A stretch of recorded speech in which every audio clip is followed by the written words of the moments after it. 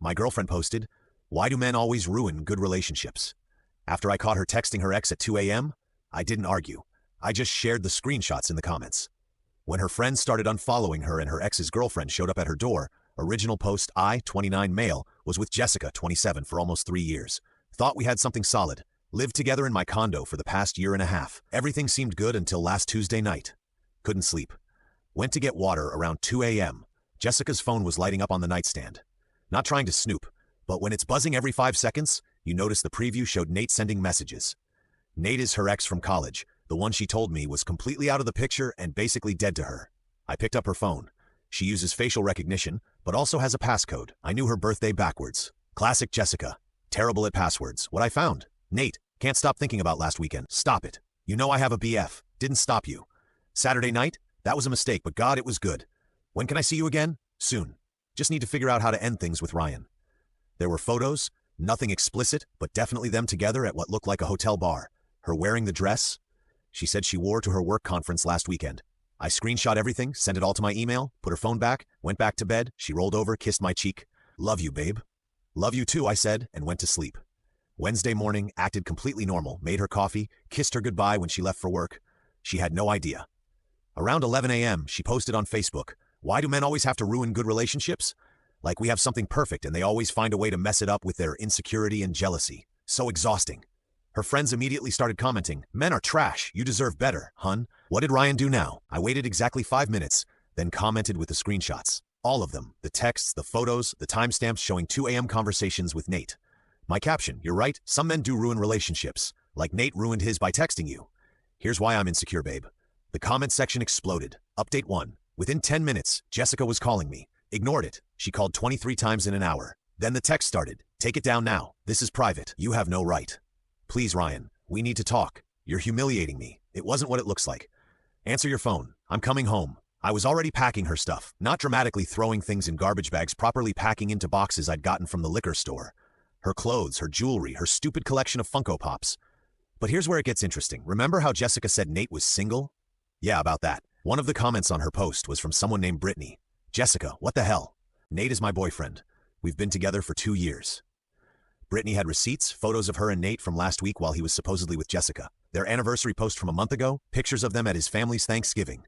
Jessica tried damage control, deleted the original post, but screenshots were already spreading. Her best friend Megan commented, "Wow, Jess, just wow. You told me Ryan was controlling and paranoid about Nate, her coworker. This is the work conference you needed coverage for her sister. Jessica, call me right now." By 2 p.m. she was home. Tried her tea, but I'd already installed a door chain that morning. Door opened 3 in and stopped. "Ryan, let me in. This is my home. No, this is my condo. You're a guest who's no longer welcome. You can't just kick me out. I have rights. You have 30 days to find a new place. Your stuff is packed. Take what you need now. Get the rest later. This is illegal. I'll call the police. Go ahead. Explain to them how you need help moving out after cheating on me. I'm sure they'll be super sympathetic." She actually called them. 2 officers showed up 20 minutes later. I showed them the lease, only my name, explained the situation calmly, showed them the screenshots. Officer Martinez looked tired. "Ma'am, you're not on the lease. He's giving you 30 days notice, which is more than required for a guest. We can supervise while you get some belongings, but you need to find somewhere else to stay tonight." Jessica started crying. "Where am I supposed to go?" "Maybe Nate's place," I suggested. "Oh, wait, he lives with Brittany." Update 2. Thursday was when Jessica went nuclear. Started with a new Facebook post. "Since everyone wants to judge me based on private messages that were stolen from my phone, let me tell you about Ryan. Controlling, jealous, goes through my phone, probably cheating himself. Classic narcissist behavior. I'm the victim here. Problem was nobody was buying it." Her cousin commented, "Jess, he literally caught you cheating. How is he the bad guy?" Her own mother, Jessica Marie, "Take this down and call me immediately." But the best part, Brittany wasn't done. She'd done her homework. Brittany posted her own status with a timeline. November 3rd, Nate said he was visiting his sick mom was with Jessica. November 18th, Nate at a work thing with Jessica at a hotel bar. December 2nd, last weekend's guy's trip with Jessica. She tagged both of them and ended with, "To any woman who thinks Nate is single, he's not. And apparently he'll cheat on you with someone who's also taken." Jessica knew about me. I found our photos on his Instagram that she'd liked. Jessica's response. She went to my workplace Friday morning. She showed up at my office crying, making a scene in the lobby. Security called up to my desk. "Mr. Ryan, there's a Jessica here saying she needs to speak with you urgently. She's quite emotional. Tell her she can communicate through lawyers if necessary. She's not welcome here." Could hear her screaming from the 5th floor. I know you're up there. You destroyed my life. My manager, Tom, who'd been through his own messy divorce, need to leave early, take a long lunch, whatever you need. Thanks, but I'm good. She'll tire herself out. Security ended up escorting her out when she wouldn't leave. She sat in the parking lot for 2 hours before driving off, but Jessica wasn't done. She called my mom. Mom called me. Ryan, honey, Jessica just called me sobbing about some misunderstanding. Mom, she cheated on me with her ex. I have proof. Oh, want me to block her? That'd be great. Already done. Nobody messes with my son. Then came the financial demands. Jessica texted from her friend's phone. I'd blocked her number. You owe me 3 years of rent. I paid half of everything. That's $3,400 you stole from me. My response, you paid $900 a month to live in a $450,000 condo in the city center. Below market rate rent isn't ownership. Good luck with that claim. She tried another angle. I decorated this place. All the furniture is mine. The furniture you bought with my credit card for our place. Receipt says otherwise. Update 3. Saturday night. The real drama started. Brittany had kicked Nate out. He showed up at my condo looking for Jessica. Bro, we need to talk. No, we don't. Get off my property. This is all a misunderstanding. Jess and I are just friends. Friends who had sex last weekend? She told you that? She texted you that, genius. I have screenshots. His face went white. Look, man, she came on to me. Don't care. Leave. Where is she? Not here. Try Megan's place or her sister's or literally anywhere that isn't my home. He left, but not before saying you know she was planning to leave you anyway, right? Said you were boring. Said the only reason she stayed was the free rent. That stung, not going to lie. But it also confirmed I'd made the right choice. Sunday morning, Jessica tried a new strategy. She showed up with her dad, Robert. Now, Robert's a good guy. We'd gotten along great. He looked uncomfortable as hell. Ryan, can we talk about this like adults? Sure, Robert. Your daughter cheated on me, got caught, and is now trying to claim she's entitled to my property. What would you like to discuss? Hide. She messed up, but kicking her out? She has 30 days notice. That's legal and more generous than required. Where is she supposed to go? That's not my problem anymore. Jessica piped up. Dad, he stole from me. Robert turned to her. Jessica, enough. You cheated. You got caught. These are consequences. Dad, you're supposed to be on my side. I am, which is why I'm telling you to stop making this worse. They left with more of her stuff. Robert apologized quietly on the way out. Update 4. Monday brought the mother of all entitlement plays. Jessica created a GoFundMe. I kid you not. Help me escape my abusive ex. The description was a masterpiece of fiction. After 3 years of emotional abuse, I finally had the courage to leave Ryan. He's now kicked me out with nowhere to go, stolen my belongings, and ruined my reputation with lies. I need help getting back on my feet. Goal, $10,000. She shared it everywhere. Tagged mutual friends, coworkers, family. It raised $50 from her mom with a comment. This better be for an apartment deposit, not shopping. But the internet wasn't having it. Someone, bless them, posted the screenshots in the comments. The whole chat history with Nate, timestamps and all. The GoFundMe got reported and taken down within 6 hours. Jessica's response. She tried to get into the condo while I was at work, but I'd installed cameras after the first incident. Got an alert on my phone. Watched her trying different keys, then attempting to jimmy the sliding door. Called the cops. They arrived while she was still there. Same tired Officer Martinez. Ma'am, we talked about this. You can't break into his home. It's my home too. Your name on the deed, the lease, any bills? No. But then, it's not your home. This is attempted breaking and entering. They didn't arrest her, but she got a formal warning. One more attempt, and it would be criminal charges. Tuesday, Brittany reached out to me directly. Hey, weird question, but did Jessica ever mention other guys? I'm trying to figure out how long Nate's been cheating. We compared notes. Turns out Jessica had been texting at least 2 other guys. One was a coworker named Dennis who thought they were getting serious. The other was some guy from her gym who she told she was in an open relationship.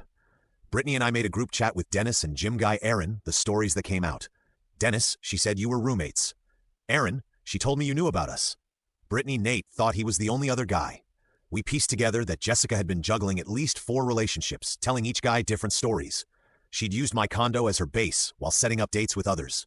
Dennis was married. His wife was not happy when she found out Aaron had actually turned down other women because he thought he was in something serious with Jessica. The group chat decided to go nuclear. We created a shared Google Doc, Jessica's timeline of lies with dates, screenshots, and contradictions in her stories. Brittany posted it publicly. For anyone wondering about Jessica's honesty, here's what she was really up to. Update 5 Wednesday. Jessica completely lost it. She showed up at my work again, but this time she brought a film crew. Well, her friend with an iPhone and a ring light started live streaming on Instagram, going to confront my abusive ex at his workplace. Watch him try to manipulate the situation. Security stopped her at the door. She kept streaming. See, he's using security to silence me. This is abuse. The comments weren't going her way. Girl, you cheated. This is embarrassing. Stop, Jessica, just stop. Team Ryan Taba, my company's legal department, got involved. Sent her a cease and desist letter that afternoon. She posted that too, calling it intimidation tactics. Her follower count dropped from 300 to 1,800 in one day. Thursday was Thanksgiving. I spent it at my parents'. Peaceful. Mom made my favorite pie. Dad gave me the plenty of fish in the sea talk. Jessica spent it where? According to Instagram, alone in Megan's apartment. Megan was with her family. Jessica posted a sad selfie with Chinese takeout. When toxic people try to ruin your holidays, the comments were brutal. You ruined your own holiday. Actions have consequences, Jess. Maybe don't cheat next time. Her sister commented, you were invited to Mom's. You chose not to come because Ryan would be mentioned. Friday, Black Friday, Jessica tried one last play. She showed up at the condo with a U-Haul and 4 guys. We're here to get her furniture. One said, cool, which furniture is hers? They looked at a list Jessica had given them. It included my grandmother's dining set, my home office setup, and the TV I bought 2 years before we met. Yeah, none of that is hers. She can have her clothes, her personal items, and the IKEA bookshelf she actually bought. She said you'd say that. The guy looked uncomfortable. Look, man, she paid us already. Not my problem. You can take what's actually hers or leave empty-handed. They took 3 boxes in the bookshelf. Jessica screamed about theft the entire time. The neighbors came out to watch. Mrs. Beth Henderson from 4B actually brought popcorn. Final update. It's been a month now. Here's where everyone ended up. Jessica, living with her parents 2 hours away, lost her job because she kept missing work to deal with the situation, aka harass me. Her Instagram is now private with 523 followers. Still posts vague quotes about surviving narcissistic abuse that get maybe 12 likes. Nate Brittany took him for everything in their breakup. He had to move back with his parents too. Tried to reconnect with Jessica, but she blocked him because he was baggage now. Dennis, his wife, divorced him. Jessica was apparently the 3rd affair she discovered. He's living in an extended stay motel. Aaron actually doing okay. Started dating someone new, says Jessica taught him to verify relationship status before getting involved. Brittany, we became friends, weirdly enough. She's dating someone new who actually knows what monogamy means. Me? I'm good. Not great, not terrible, just good. The condo feels bigger now, quieter. Jessica hated when I practiced. Got a promotion at work. Tom said I handled the drama professionally. The 30-day notice expired. Jessica never came for the rest of her stuff. I donated it. Got a nice tax write-off last week. Got a text from an unknown number. I know you hate me, but I wanted you to know you were right. I was selfish and horrible. I destroyed everything good in my life. I'm in therapy now. I don't expect forgiveness. Just wanted you to know I'm trying to be better. I didn't respond. Showed it to Brittany though. She laughed. Me? Because we are. Looking back, the red flags were there. How she never paid for anything but acted like she owned everything. How she'd gaslight me about her ex being just a friend while actively sleeping with him. How she'd post about our perfect relationship while texting 3 other guys. The entitlement to think she could cheat, get caught, and then play victim. That's next level. But here's what I learned. When someone shows you who they are, believe them. When they try to make you the villain in their story, let the receipts speak for themselves. And when they post, why do men always ruin good relationships? While secretly sexing their ex at 2 a.m.? Well, screenshot everything. Oh, an update. Nate just posted that he's in a new relationship with some girl named Sophia. Brittany found out Sophia is married. Some people never learn, but that's not my problem anymore. I've got a guitar to practice and a quiet condo to enjoy. Peace out, Reddit. Thanks for following this disaster. Edit to everyone asking. Yes, I changed the locks. Yes, I kept all the screenshots backed up in 3 places. And no, I don't regret putting them in the comments. Play stupid games. Win stupid prizes.